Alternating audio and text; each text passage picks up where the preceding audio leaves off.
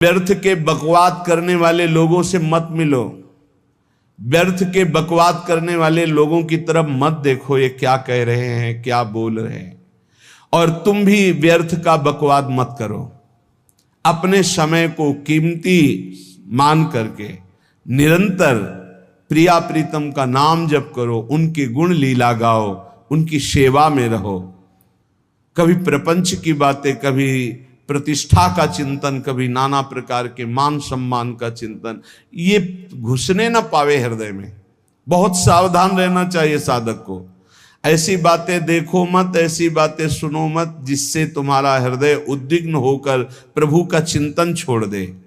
बंद करो। अभी अन्य लोगों के संग का त्याग कर दो, जो भगवत विमुख वार्ता करते हैं, संत निंदा करते हैं, दूसरों की निंदा करते हैं। कुछ हाथ नहीं लगता, ये लोग दुर्गति को प्राप्त होने वाले हैं। भक्तन निंदा अति बुरी भूल करे जिन कोय, किए सुकृत बहु जन्म के छिन में दारे खोए। पर निंदा के किए ते नहीं, आवत नहीं कछुआत, मूर्ख पर्वत पाप को ले चल अपने साथ। तो अलम कश्याप संगत्या, ऐसा संग मत करो जिनके पास बैठने से भक्त निंदा, जन निंदा, भगवत निंदा हो। ऐसे से दूर रहो। अलम बंद कर दो ऐसे लोगों का संग। रात दिन हम श्यामा श्याम का नाम जप करेंगे, श्यामा श्याम के लीला गुण गाएंगे, श्यामा श्याम के ही धाम का शोभा का चिंतन करेंगे। जब तुम अपना जीवन श्यामा श्याम के चरणों में न्यौछावर कर दोगे तो पूरा भार श्यामा श्याम ले लेंगे और तुम्हारे हृदय में मस्ती आ जाएगी। जो ऐसा निश्चयी होता है, दृढ़ निश्चयी, उसके अंदर दृढ़ विश्वास, तो उसके हर समय भगवान की स्फूर्ति होती रहती है। भारी प्रतिकूलता में भी भगवान का सानिध्य अनुभव होता है। वो अनुकूलता में तो भगवान के दुलार को देखता है, लेकिन प्रतिकूलता में भगवान की विशेष कृपा को देखता है। ये संयोग, ये वियोग, संसार की ये द्वंद्वमयी वृत्तियां भक्तों के हृदय में नहीं चुभती। आए की हुज्जत नहीं, गए की तलाश नहीं, क्योंकि नित्य संयोग भगवत स्मृति के प्रभाव से प्रभु का रहता है। शोक, विषाद बहुत ध्यान देने योग्य विषय है। तभी लोगों को ऐसा लगता है कि ऐसा कैसे हो सकता है। भक्त के चरित्रों को जब सुनते तो लगता है ऐसा कैसे हो सकता है, ऐसी परिस्थिति में भी ऐसा कैसे हो सकता है। क्योंकि तुम मानसिक बुद्धि से युक्त हो और वो भागवतिक स्थिति से युक्त है, इसलिए तुम उसको पार पा ही नहीं सकते। जब तुम अपना जीवन श्यामा श्याम के चरणों में समर्पित कर देते हो हृदय से, फिर उनकी कृपा से सब विघ्न दूर हो जाते, एक अपार मस्ती रहती है।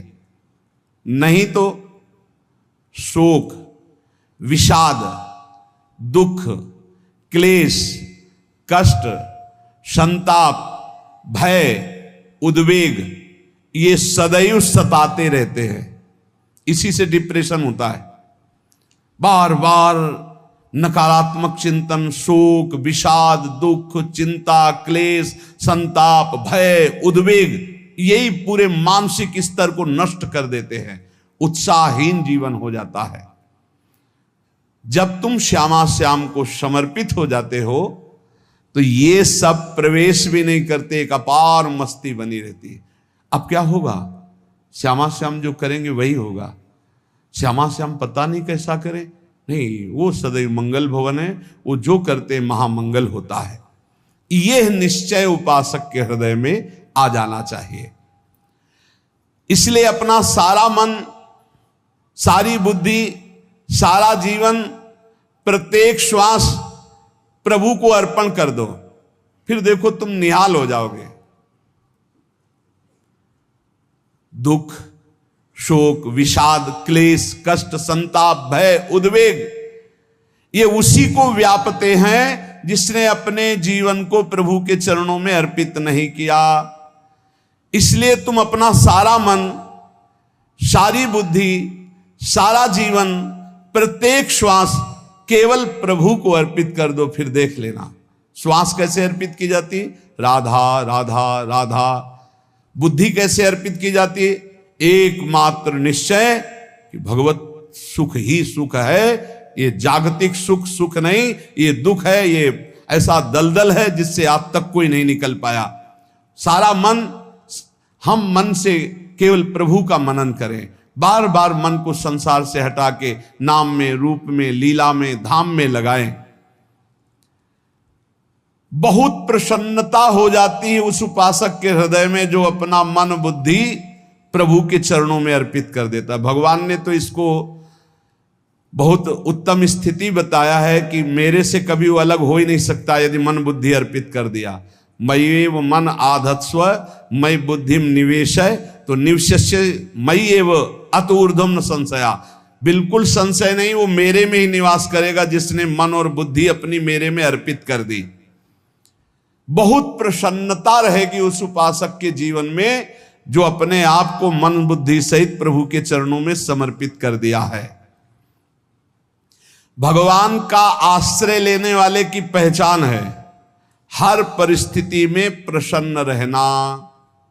देखो आप भगवद आश्रित हो कि नहीं, देखो अनुकूल परिस्थिति में तो सब प्रसन्न रहना, लेकिन प्रतिकूल परिस्थिति में प्रसन्न रहना ये भगवान के भक्तों का लक्षण है। हर परिस्थिति में प्रसन्न रहना ये भगवान के भक्तों का लक्षण है। आनंदगन भगवान का आश्रय मिलते ही आनंद छा जाता है हृदय में। उनके पास आनंद का अभाव होता ही नहीं है। जैसे सूर्य का प्रकाश उदय होते ही सूर्य का प्रकाश संपूर्ण अंधकार को नष्ट कर देता है, ऐसे ही भगवान का संपूर्ण आश्रय लेते ही सब दुख चिंता शोक नष्ट हो जाते, आनंद ही आनंद। तुम भगवान के मंगलमय रूप को नहीं जानते हो, पर उनके मंगलमय भाव को, विधान को मानना शुरू कर दो। जो भी होता है मंगलमय होता है। हमने जीवन में देखा है,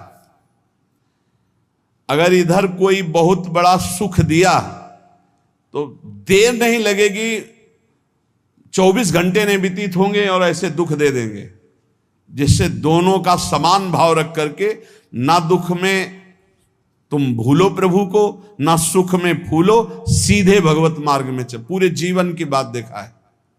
भगवान के मंगल विधान में सदा सर्वदा सुख ही सुख है, इस बात को मान के प्रसन्न हो जाओ।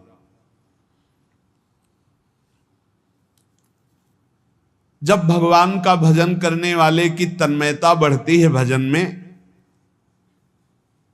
तो द्वेषी जन अपने आप तैयार हो जाते हैं। भक्त कभी किसी से द्वेष नहीं करता, अपने आप वो द्रोह करने लगते। तो नरसिंह मेहता जी से बहुत गांव के कई लोग थे जो जलते थे, ऐसे जलते थे कि अब क्या करें, कैसे मिटा दे नरसिंह मेहता जी को। अब उपाय तो मिल नहीं रहा था। तो एक दिन संतों की मंडली आई और उन्होंने कहा कि हम रास्ते में कोई चोर आदि धन ना ले ले, इसलिए यहां से किसी की हुंडी चलती है क्या द्वारिका में? पहले ऐसा था। बोले हाँ हमारे यहां बहुत बड़े सेठ हैं नरसिंह मेहता जी, पर आप कहोगे वो मना कर देंगे। कई बार कहोगे, अगर वो स्वीकार कर ले तो वहां। और उनका लक्ष्य था कि नरसिंह मेहता जी की तो खाने की भी सुविधा नहीं थी, हुंडी कहाँ की बात आई। उनका था कि जब वो ना कहेंगे तो संतजन नाराज हो जाएंगे, अगर हाँ कह दिया तो वहां हुंडी चुकेगी नहीं, तो संतजन अपने आप इनको शाप दे देंगे, अपराध बन जाएगा, ये नष्ट हो जाएंगे। संतों को भेजा नरसिंह मेहता जी ने, सबकी दंडवत की, चरण पखाड़े। तो उनका ये इतना रुपया है, द्वारिका में साधु सेवा हम करेंगे, वहां तुम्हारी हुंडी चलती है, तो आप अरे उनका आप कहाँ भूल रहे हो, यहाँ खाने की भी व्यवस्था। बोले हमें सब पहले से बता दिया गया कि आप मना करोगे, बार बार मना मत करो, हमें पता है। तो उन्होंने ठाकुर जी की तरफ देखा, बोले क्या लीला है प्रभु, संतों से हम क्या कहें, ये ले रुपए। उस समय स्वर्ण की मोहरें चलती थी, बेच के बाजार से खूब उन संतों को पवाया, उन्हीं संतों की सेवा की। और उनका अपने सेठ का नाम तो बताओ जहां हमें जाके हुंडी मिलेगी। सेठ, सावल सा सेठ। संत जन गए वहां, पूछा कि नरसिंह मेहता जी का जिन सेठ से परिचय, उनका नाम सावल सा सेठ, उनकी गद्दी कहाँ है? तो जो कुछ भक्त थे वो द्वारिकाधीश की तरफ संकेत करते कि वही हैं। बोले नहीं नहीं, वो सेठ है, उनकी गद्दी चलती थी। पूरी बाजार में कहीं कोई। अब संत जन एकांत में होकर के बहुत विचलित हुए, क्या हमारे साथ धोखा हुआ? नरसिंह मेहता जैसा संत क्या धोखेबाज हो सकता है? देखो, संशय तो बहुत विचित्र होता है, बड़े बड़ों को संशय हो जाता है। जब भगवती सती जी को संशय हो गया, राम जी को हे खग हे मृग हे मधुकर श्रेणी ऐसा पूछते हुए कि सच्चिदानंद कैसे हो सकते, तो किसी को हो सकता है, क्योंकि वो बुद्धि की अधिष्ठात्री देवी है। जो ही उनके मन में ऐसा आया कि क्या हमारे साथ धोखा हो रहा है, इतने में ही देखा जय हो सावल सा सेठ की। होगा सावल सा सेठ, तो देखा बढ़िया मुनीम जी उनके साथ, और सेठ बस्ता लिए हुए मुनीम जी, सरकार इधर से चलो। तो उनका सावल सा सेठ आपका नाम है? संतों ने कहा। बोले हाँ। बोले नरसिंह जी? हाँ। बोले आपकी हुंडी आ गई है। हुंडी एक कागज में लिखा कि ये हमारे सेठ जी को दे देना। वैसे लोग मुझे माखन चोर कहते, कोई कुछ कहता, लेकिन आपने सेठ बना दिया। जब आपने सेठ बना ही दिया तो आप कभी परवाह मत करना तुम। और ये सेवक आपकी सेवा में सदैव तत्पर है। भगवान ने ऐसा लिखा। जो भगवद आश्रित है, एक बार ये चलता रहता है, जो संत जन होते हैं उनके विरोधी अपने आप बन जाते हैं, किसी से कोई मतलब नहीं, अपने आप विरोधी बन जाते हैं। कबीरदास जी का पूरी काशी में यश था। भजन करने वाले महापुरुषों का यश बढ़ता है जब, तो जो भजनहीन होते हैं उनके हृदय में जलन पैदा हो जाती है, और वो उनको विविध प्रकार से फंसाना चाहते हैं, उनको कष्ट देना चाहते हैं।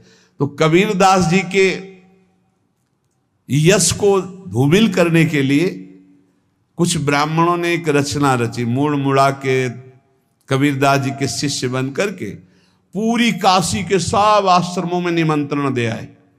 कल भंडारा है, संत सेवा है, सबने स्वीकार किया। कबीरदास जी अपनी दिनचर्या करके निकले तो संत मंडली आने लगी। बोले कै बजे सेवा है? साधु सेवा। बोले कौन सी साधु सेवा? बोले कल आपके शिष्यजन निमंत्रण दे के आए, पूरी काशी के सब संत आ रहे हैं। कबीरदास जी ने कहा यहाँ तो एक की भी व्यवस्था नहीं, पूरी काशी के संत आ रहे। अच्छा, समझ में आ रहा है, लीला बिहारी तुम लीला करना चाहते हो। गए अपना निकल गए गंगा किनारे, एक झाऊ के नीचे बैठकर अपना भजन ध्यान में मगन है। 11-12 बजे तो उन्होंने देखा संतों की मंडली अब काशी तो बहुत। कबीरदास जी ने देखा कि आश्रम की, तो बोले पता नहीं क्या होगा, चलो चलते हैं। तो ऐसे गमछा वस्त्र करके ऐसे डालकर मुंह ढक करके, वहां बड़ी बड़ी पंगत लगी थी। कबीरदास जी सबको पाओ जी पाओ। कबीरदास जी के रूप में स्वयं भगवान पाओ जी पाओ। कबीरदास जी ने कहा अच्छा, जब स्वामी परस रहे तो हम भी बैठ के पा ले। तो जब उसी पंगत में बैठ गए अपना कपड़ा ढक करके, और जब मोहरे की दक्षिणा दे रहे थे सब लोग कि वाह कबीरदास जी ने आज तो साधु से। सबको जब कबीरदास जी के सामने आए तो ऐसे मुंह ढके, बोले देखो जो मेरा होता है उसे मुंह छुपाना नहीं पड़ता, मुंह ढकला नहीं पड़ता। लो दक्षिणा, तुम भी दक्षिणा लो। कबीरदास जी को कबीरदास जी दक्षिणा दे रहे, और वो कबीरदास जी है भगवान, और ये पाले वाले कबीरदास जी है भगवान के जन। कभी भगवान अपने, अरे जमाने जोर लगा ले, कितना जोर लगाएगा, भक्त और भगवान का झंडा कभी न झुकने पाएगा। बिल्कुल चिंता शोक भय उद्वेग रहित जीवन भगवद आश्रित। तुम भगवान के मंगल विधान में सदा सर्वदा प्रसन्न रहो। अब ये विचार कर लो कि भगवान जो करेंगे तुम्हारा मंगल करेंगे। अब थोड़ा ऐसा बीच में लगता है कि अमंगल हो रहा है क्या, लेकिन पक्का समझो बहुत बड़ा मंगल उनका विधान होता है। बहुत ही उत्तम मंगल होता है भगवान के शरणागत का। भगवान हमारे विचारों वाले नहीं हैं, हमारे विचार प्राकृतिक है, भगवान के विचार चिदानंदमय हैं। वो अपने विचार से हमारा मंगल करते हो, हम अपने विचार से मंगल चाहते हैं। भगवान के विचार से मंगल ही हमारा होगा, इसलिए कभी हमको चिंता शोक भय नहीं करना चाहिए। भगवान की ओर से कभी तुम्हारे लिए ऐसा विधान नहीं होगा कि तुम दुखी हो जाओ, बस तुम्हारी सोच हो सकती है, उसका परिणाम बहुत मंगल होगा। जगत की ओर से निराश हो जाओ, किसी से आशा मत रखो, फिर आप देखो आपका जीवन कैसा आनंदमय व्यतीत होता है। ये जो जगत की आशा है यही दुख प्रदान करती, सच्ची जगत की आशा ही दुख प्रदान करती है। अगर जगत से कोई संबंध न रखा जाए और भगवत भाव में रहकर तो बहुत अच्छा जीवन चलेगा। अपने कर्तव्य का पालन करो, परिवार को भगवत स्वरूप मानकर पोषण करो, किसी से कोई संबंध मत रखो, कोई आशा मत रखो, यही अध्यात्म सिखाता है। अपने आप भगवत स्वरूप, सबका व्यवहार मंगलमय और आपका जीवन मंगलमय। अपने घर में ऐसे रहो जैसे किसी अतिथि के घर में रह जाता है, चलना है, यहां से जाना है। कौन रहता है अपने घर में अतिथि की भांति? भगवान का भक्त। जाना है यहां से, अपनी प्रिया प्रीतम के पास जाना। ये हमारा घर नहीं है, यहां तो हम समय व्यतीत कर रहे हैं, अपनी आयु व्यतीत कर रहे हैं भगवत आराधना करते हुए। हमें जाना है प्रिया प्रीतम के पास। वास्तविक घर भगवान का धाम है हमारा, वास्तविक घर वाले प्रभु हैं हमारे, जो नित्य सच्चिदानंद भगवान के चरणों में अपने चित्त को समर्पित करता रहता है। उसको यह अनुभव होने लगता है कि बड़ी कृपा है हमारे ऊपर, भगवान की बड़ी कृपा है हमारे ऊपर। सर्वसमर्थ परम सुहृद भगवान ऐसे भक्त के ऊपर हर समय वरद हस्त रखे रहते हैं। ये केवल प्रवचन नहीं, सच्ची बात मानिए। ऐसे भगवान का वरद हस्त हर समय रहता है। जब भगवान की छत्र छाया में भक्त अपने को देखता है तो आसपास घोर विपत्तियों का भी समुदाय हो तो भी वो आनंद में मगन रहता है। हर हालत में आनंदित रहना ये भक्त का स्वभाव है। भगवान ऐसे भक्तों को प्यार करते हैं जैसे कछुआ अपने अंडे को बाहर रख आवे और रात दिन उसका चिंतन करे।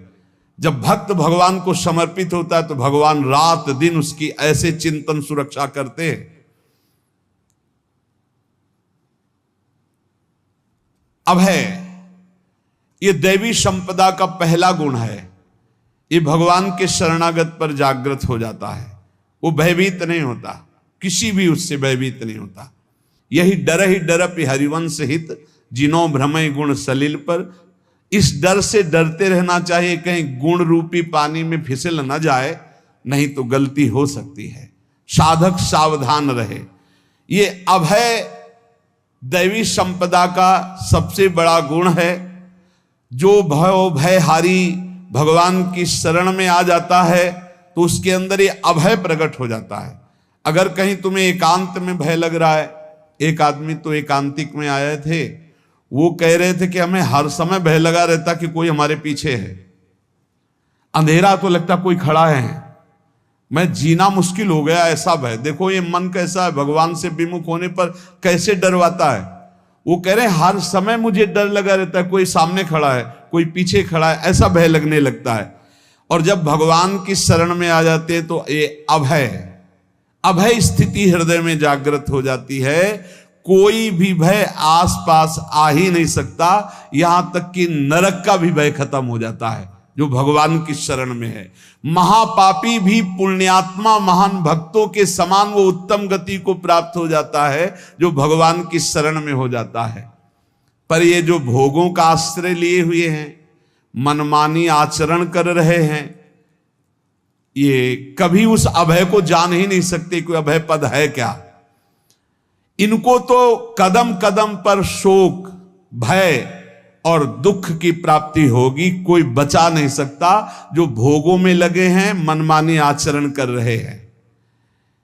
अगर निर्भय होना चाहते हो, परम सुखी होना चाहते हो, तो भगवान के शरणागत हो जाओ। सारे जगत को अभय दान देने वाले भगवान हैं। भगवान का एक प्रण है, ममपन शरणागत भयहारी। जो मेरी शरण में आ गया उसके भय का मैं नाश कर देता हूं। साधना में अवस्था मन की मानी जाती है कि आप कितने अच्छे साधक हैं। यदि आपका मन भगवदाकार है, हर समय भगवत चिंतन चल रहा है, आपके स्वप्न भागवतिक आ रहे हैं, आपके विचार भागवतिक हैं, तो आपकी अच्छी साधना हो रही है। और यदि आपके स्वप्न गंदे आ रहे हैं, क्योंकि स्वप्न में मन का ही सारा खेल होता है, और आपकी चिंतन वृत्ति वासनात्मक चल रही, तो अभी साधना का प्रभाव मन पे नहीं पड़ा है।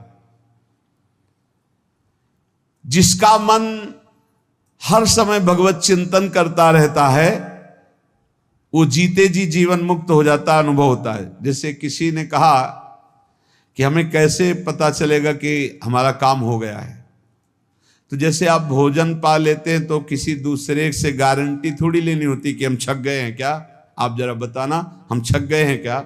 नहीं, अपने हृदय में आ जाता है कि अब मैं तृप्त हो गया। ऐसे ही अपने हृदय में आ जाता है कि मेरा काम हो गया, अब मेरा जन्म नहीं होगा। ये हृदय में आ जाता है, अपने आप अनुभव में आ जाता है। जब स्वरूप बोध होता है तो किसी और से सलाह थोड़ी लेनी होती है, वो अपने आप अनुभव में आ जाता है। हाँ, यदि गुरुदेव का वर्ण नहीं किया है तो फिर आपको किसी न किसी गुरु से प्रमाणित करवाना पड़ेगा। और अगर गुरुदेव का वर्ण किया है तो वही मंत्र, वही नाम, वही गुरु शरणागति आपको अंदर से पुष्ट कर देगी कि आपका काम हो गया है। विषय चिंतन करता हुआ मन विषय आसक्ति को प्राप्त होता है। विषय आसक्ति को प्राप्त हुआ मन बार बार जन्म, मरण और नरक को प्राप्त होता है। बस ये विषय चिंतन हटाना ही प्रमुख कर्तव्य साधना का है। बार बार मन को विषयों से हटा करके प्रभु के नाम में लगाओ, प्रभु के रूप में लगाओ, प्रभु की लीला में लगाओ। जहां भगवान प्रकट होते हैं वहां परमानंद की बाढ़ आती है। पर ये ध्यान रखें, गुलाब का फूल कांटों में खिलता है, उसकी सुगंध लेनी, फूल लेना है तो कांटों से बचाकर। ऐसे ही जब आप भगवत चिंतन के लिए चलेंगे तो आपका चिंतन चुराने के लिए माया विविध नाटक करेगी, कांटे फैलाएगी। कोई तुम्हारी निंदा करेगा, कोई अपमान करेगा, कोई उपहास करेगा, तुम्हारी अव्यवस्था हो सकती है, तुम्हारी परिस्थिति बहुत भयावह हो सकती है। इन परिस्थितियों में भी भगवत चिंतन का तार ना टूटने पावे तो आगे गुलाब का फूल है। जैसे कांटे से बचाकर गुलाब का फूल लेते हैं और भगवद अर्पित करके सौरभ का सुख लेते हैं, ऐसे ही भगवान के प्रेमानंद का अनुभव करने के लिए संसार के कांटों से बचना होगा। और खिलेगा यही फूल संसार में ही, मनुष्य देह में, और योनियों में नहीं। भगवत प्राप्ति स्वर्ग में नहीं होगी, इसी मृत्यु लोक में होगी। पहले मन नहीं लगता भगवत चिंतन में, भगवत चिंतन जबरदस्ती करना पड़ता है। भगवत चिंतन जे ही प्रारंभ करोगे ते ही बहुत बाढ़ आ जाएगी पाप चिंतन की। ध्यान दीजिए, बहुत लोग प्रश्न करते रहते हैं कि हम जब भजन में बैठते हैं तो बहुत गंदी बातें आती, मन बड़ा चंचल होता है, भाग जाता है। ऐसा प्रारंभ में जब कोई भगवत चिंतन प्रारंभ करता है तो उसका मन विषयों में भागता है, गंदी बातों में भागता है। अब लोग कहते पहले तो हमारा चिंतन बढ़िया होता था, अब चिंतन नहीं होता। तो कोई सिद्ध पुरुष थोड़ी हो गए, तुम्हें जबरदस्ती चिंतन करना होगा। जगत के प्राणी में जहां मन जाए तो इसमें भी भगवान, पदार्थ में मन जाए तो उसमें भी भगवान, जहां जहां मन जाए वहां वहां भगवान देखो, या मन को हटाकर नाम मंत्र में लगाओ। ऐसे भगवत स्मृति जागृत की जाती है, बार बार प्रयास करना होता है। कई लोग ये प्रश्न करते हैं कि हमसे बड़े पाप हो गए तो क्या हमें भगवान की प्राप्ति हो जाएगी? तो यहां कह रहे हैं भगवान किसी के पूर्व जीवन को नहीं देखते हैं, वर्तमान के भजन को देखते हैं। पकड़ो इस बात को। अगर वर्तमान में आज आप सुधर गए हो, नाम जप कर रहे हो, तो आप भक्त हो। ये गीता जी में भगवान ने कहा, अपिचेत सुदुराचारो भजते माम अनन्य भाग साधुरेव समन्तव्या सम्यक व्यवसिता। ऐसा बहुत दुराचारी पहले रहा है, बाद में उसके मन में आ गया कि भगवान के सिवा हमारा कोई कल्याण करने वाला नहीं, हमारा कोई नहीं, तो भगवान कहते हैं मैं उसे साधु ही मानता हूं, उसे साधु बना देता हूं। भगवान किसी के पूर्व जीवन को नहीं देखते। बहुत बढ़िया बात है। कल तक हम क्या करते रहे भगवान नहीं देखते, आज क्या कर रहे हो ये देखते हैं। यदि आज आप भजन में लग गए हो, अच्छे आचरण कर रहे हो, तो आपको भगवत प्राप्ति हो जाएगी। भगवान ये नहीं देखते कि पूर्व में पुण्यात्मा रहा है कि पापात्मा रहा है। भगवान वर्तमान में देखते कि मेरा भजन कर रहा है, बस इसी से कल्याण कर देते हैं। पकड़ो इस बात को, तो कभी प्रश्न नहीं उठेगा कि क्या हमको भी भगवत प्राप्ति हो सकती है क्या। हमारा मन यदि श्री भगवान को चाहने लगे तो श्री भगवान हमारे मन में ही आकर बस जाएंगे। भगवान की रूप माधुरी में मन डूबने लगेगा। यथार्थ सत्य, जो भगवान से थोड़ा भी प्यार करने लगे हैं, उनके हृदय में भगवान की उनकी भावना के अनुसार झलक आने लगी है। हृदय में प्रभु के आते ही अनंत जन्मों के संस्कारों का नाश हो जाता है। इसलिए तुम अपने पहले वाले घृणित जीवन को याद भी मत करो और उसको सोचकर जरा निराश भी मत हो। अमावस्या में घोर अंधकार रहता है, पर प्रातः काल में अंधकार नष्ट हो जाता है। ऐसे ही नाम का उच्चारण करते ही तुम्हारे जितने पाप अंधकार हो सब नष्ट हो जाएंगे। तुम चाहो कि एक क्षण भी प्रभु को ना भूलो। अब वर्तमान में ऐसी स्थिति बनाओ। जो प्रभु को नहीं भूलने की चाह करता है कि मुझे ऐसी स्थिति प्राप्त हो कि मैं कभी प्रभु को ना भूलूं, तो सच्ची मानो और कोई बात भगवान सुने ना सुने, ये बात जल्दी सुन लेते हैं। भजन की मांग करो तो बहुत जल्दी भगवान पूर्ण करते हो। भजन जिसका चलने लगा तो फिर लोकांतर के सारी रिद्धियां सिद्धियां सुख वैभव तो उसके चरणों में लौटते हैं। जब हम प्रभु से प्रभु का स्मरण न मांगकर भोग मांगते हैं, तभी हमारा भजन रुक जाता है, भजन नहीं चल पाता। यदि हम प्रभु से केवल भजन मांगे तो विश्वास करो ब्याज में सब हो जाएगा। मूल भजन तो आपका बचेगा ही, ब्याज में लोकांतर के भोग आपके चरणों में लुटते घूमेंगे। आप भजन करके तो देखो। अरे घिघियाने की जरूरत नहीं, किसी से मांगने की जरूरत नहीं, भजन करके देखो, सब ठीक हो जाएगा, सब अपने आप बन जाएगा। हम बहुत बड़ी भूल कर देते हैं कि थोड़ा भजन करके प्रभु से कुछ सांसारिक वस्तुएं, स्थितियां, परिस्थितियां बदलने की मांग कर लेते हैं, जिससे भजन छूट जाता है। प्रभु की स्मृति इतनी महान है कि जिन्होंने बैर भाव से प्रभु का स्मरण किया उनको भगवान की प्राप्ति हो गई। जैसे कंस आदि भगवान से बैर ही तो रखते थे, लेकिन भगवान की स्मृति रहती थी। स्मृति ने उनको भगवत प्राप्ति करा दी। स्मृति में महान सुख है, पर वो जब भक्ति रस से युक्त स्मृति होती तब माधुर्य रस, प्रेम रस का अनुभव होता है। कल्याण तो वैर भाव से स्मरण करने वालों को भी प्राप्त हो गया। यदि आप भक्त हो और ये चाहते हो कि आपकी भागवती की स्थिति बहुत जोर की हो, तो हम आपसे प्रार्थना करते हैं कि रोज प्रभु से एक ही बात मांगिए, मुझे अखंड स्मृति दीजिए। अर्जुन जी को पूरी गीता जी सुनने के बाद यही मिला, नष्टो मोहा स्मृति लब्ध्वा। स्मृति,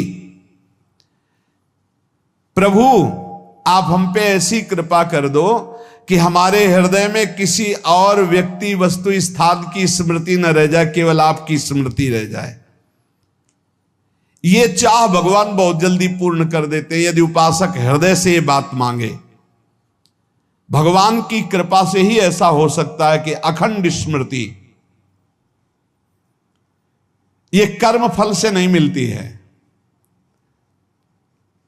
प्रभु के प्रति निर्भर होकर जो दैन्यता पूर्वक प्रभु से मांगता है और हर समय अभ्यास करता रहता है भगवत स्मरण का, उसको ये स्मृति मिलती है। और स्मृति मिल गई तो इससे बड़ी कोई स्थिति नहीं, हर समय भगवान का स्मरण।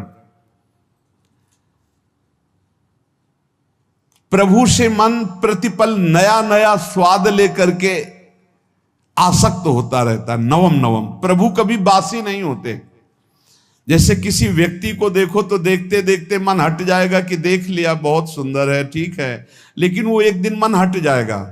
और प्रभु की सुंदरता नवम नवम है, प्रभु के नाम का स्वाद नवम नवम है, प्रभु की लीला का स्वाद नवम नवम है, प्रभु के धाम की शोभा नवम नवम है।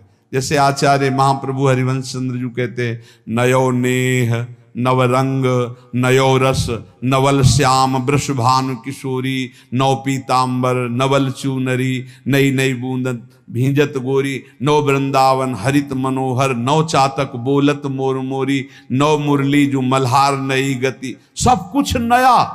तो नवम नवम प्रभु प्रतिपल नवम नवम प्रभु का रूप, प्रियाजू का नवम नवम, अबहीं और अबहीं और अबहीं और है। तो कहते हैं जब मन निरंतर स्मृति में डूबता है तो जब प्रभु की रूप माधुरी प्रकाशित होती तो ऐसी नवम नवम कि कभी ये नहीं होता कि रूप बासी हो गया। ये वही रूप है जो हमने अभी देखा था, नवम नवम। इसलिए आनंद की उफान आती रहती है उपासक के हृदय में। ऐसी प्रियता, ऐसा आनंद बिना भजन के नहीं अनुभव में आएगा। इसलिए तुम विश्वास करो, तुम्हें बहुत सुंदर सुख मिलने वाला है, आगे अपार सुख मिलने वाला है। ये थोड़ा दुख का समय काट लो, जब तक जीवन है ये दुख सुख की लहर आती रहेगी, आप इसको सह जाओ, आगे बहुत आनंद है, विश्वास मान लीजिए, बहुत आनंद है। जो ये विश्वास कर लेता है वो प्रभु के मार्ग में चलकर प्रभु को प्राप्त कर लेता है। नहीं तो इतने रोड़े हैं कि आप ऊब जाओगे, बहुत रोड़े हैं। जो प्रभु के मार्ग में चलता है तो माया के बहुत से पार्षद अपना प्रभुत्व दिखाने उनके पास आते हैं, महिमा अपनी दिखाने, पर वो किसी वस्तु स्थिति अवस्था प्राणी पदार्थ का प्रभाव स्वीकार ही नहीं करता, क्योंकि भगवत स्मृति परायण है, भगवान की कृपा पर विश्वास है, इसलिए उसको कोई फंसा नहीं पाता। वो नित्य निरंतर प्रभु से घुला मिला रहने के कारण उसकी मस्ती में कोई फर्क नहीं पड़ता। माया का प्रभुत्व रखने वाले उसे फंसाने की चेष्टा करते हैं, पर उस पर किसी का असर नहीं होता। वो कहीं लिप्त नहीं होता, वो कहीं दुखी सुखी नहीं होता, वो हर समय प्रसन्न रहता है। तुम देखो, हर समय प्रसन्न रहते हो? यदि नहीं तो तुम किसी व्यक्ति वस्तु का आश्रय लिए हुए, प्रभु का नहीं। अगर हां तो हर समय प्रभु का स्मरण चलना चाहिए, हर समय प्रभु के आश्रित हो, फिर देखना ये आनंद, ये प्रसन्नता क्या रूप रखती है। बड़े बड़े मस्त संतों को देखा, मस्त ऐसे उन्माद में मस्त, हे उस सुख के लिए ललचाओ, कब तक जन्मते मरते रहोगे, कब तक बार बार दुख भोगते रहोगे, कब, बड़ा प्रपंच है ये। भगवान का स्मरण परम पुण्यात्मा पुरुष का हृदय माना जाता है, बहुत पवित्र हृदय, बड़ा पुण्यात्मा हृदय जिसमें भगवान का स्मरण। भगवान का विस्मरण पापात्मा पुरुष, भयानक विपत्ति दुर्भाग्य आते हो। सुदृढ़ निश्चय करो, अब हम भगवान के स्मरण में अपना समय व्यतीत करेंगे।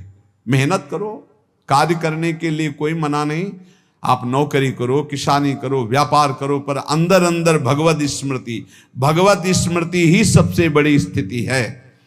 अब चाहे हम जीवित रहें, चाहे हमारे मरण जैसी विपत्ति आ जाए, चाहे सब हमसे हट जाए, चाहे सब हमको नमन करें, अब हम दृढ़ निश्चय करके केवल भगवान के स्मरण करते हुए इस संसार के बीच समय व्यतीत करेंगे। अब हम चूकने वाले नहीं। ये नियम लीजिए, चाहे जीवन रहे या ना रहे, चाहे मरण जैसा कष्ट आ जाए, चाहे सब वियोग हो जाए, सब चले जाए, चाहे सब संयोग हो जाए, सब नमन करें, अब हम प्रभु का स्मरण नहीं छोड़ेंगे।